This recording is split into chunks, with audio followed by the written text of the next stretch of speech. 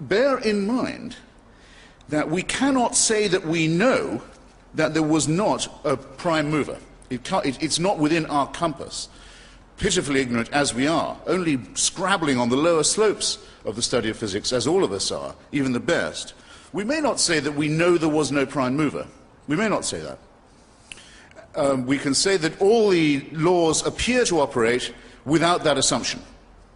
It's very, very, very rare indeed to meet a physicist of any standing, from Einstein onwards, who is not at the most a Spinozist. In other words, someone who might say there could be a pantheism somewhere, there could be a force, but there is no way you can take a step from the laws of physics, the observable creation of the cosmos, that leads you to the belief that there is an intervening personal God who does answer prayers, who does watch over you, who does notice what you're up to, who does mind what you do, who you sleep with and in what position, what you eat and on what days of the week, what propitiations and sacrifices you will make, what commandments you will observe. There is no possible way, no one's even tried it, of getting from the laws of physics or biology to any such idea. So from the person who says, I'm a deist, I don't think all of this can be an accident, there must be some cosmic force, I say, I can't disprove it, though I think the cosmos functions without it, but you have all your work, sir, or ma'am,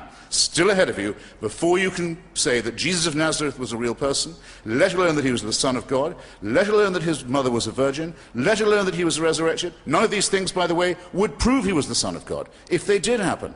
Nor would they prove that his doctrines were not erroneous. A resurrected person who was the son of a virgin could still be talking nonsense. There's no logic that says he must be right. If I'm having an argument with you, sir, and you say, you lose, boy chick, I say, how come? Because my mother never went to bed with another man. Your logic is faulty. I think my case could remain just as strong as ever it was. In default of that, I must say, rather bizarre intervention. Now, why do we have religion in the first place? Why are we having this discussion? Why does Frank feel the need to talk in this way? Because we are pattern-seeking mammals. It's part of our evolution. We look for patterns. We're designed to look for them. And if we can't find a good explanation, we'll come up with a bad one, rather than none at all. Most people would rather have a conspiracy theory than no theory. It's very observable that. There's a lot of junk science around before good science arrives. Before we have astronomy, we have astrology. Before we have chemistry, we have alchemy. All of these things are derivatives of religion, because in a very sinister verse of the Bible that used to upset me when I was being forced to listen to it as a little boy, it says, seek and ye shall find. Yes, that's exactly right. Seek and you will find.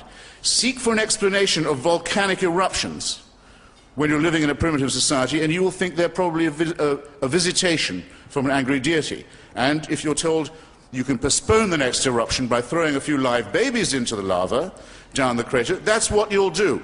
Religion has just started. Religion has just begun. Why do some people get the plague and others not? Because they're sinful. Where's the plague coming from in the first place? It's a punishment from God, and or, in early Christian society, the Jews have poisoned the wells. So we'll go and get them. Again. Because we already hate them because they killed our Redeemer. They committed deicide. All of them did. All of them. No one's exempt. Indeed, if you have to be a Christian, it's an article of their faith that we were all present at Calvary. We all drove in the nails, the Jews particularly so. And we all have to expiate this guilt for a crime that may or may not have been committed, but if it was committed before we were born. What is this? It's not physics. Okay? It's not biology. It's not science. It's faith. Why don't you fly under your true flag, sir? Why don't you say these things must be believed as articles of faith? Don't try and derive it from science. Now, I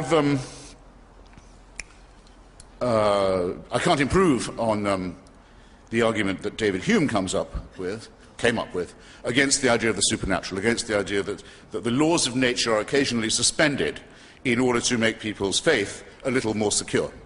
Ambrose Bierce, in his Devil's Dictionary, you may remember, says, under prayer, under P for prayer, a request that the laws of nature be suspended in favor of the petitioner, himself admittedly unworthy. David Hume puts it a little more acidly than that. He says, if you see the laws of nature apparently suspended, Perhaps a virgin's given birth. Perhaps a leper has suddenly stopped being a leper. Who knows what it might be? You know the sort of thing. You have to ask yourself one of two things. Well, actually, you have to ask yourself both. Which is the more probable, that the laws of nature have just been suspended, or that I am under a misapprehension? That's if you are an eyewitness yourself to the wrong. If you're hearing about it second, third, fourth, and fifth hand, you have to ask this question with redoubled and trebled and quadrupled force. And the likelihood is which? That the laws of nature were suspended, or that somebody maybe garbled, maybe a rumor got around. If you make this assumption, then nothing is mysterious about reality. Nothing is mysterious at all. It would explain why everyone seems to die and no one comes back.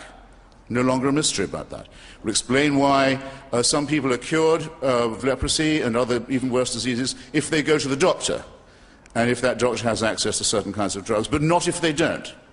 The great theologian Lancelot Andrewes, the Archbishop of Canterbury, during the Black Death, wondered. He said, it seems odd to me. There are people who go to church and pray, and they give their tithes, and they do everything that they're supposed to do, and they lead godly lives, and yet they seem to die of the plague just as much as the sinners do.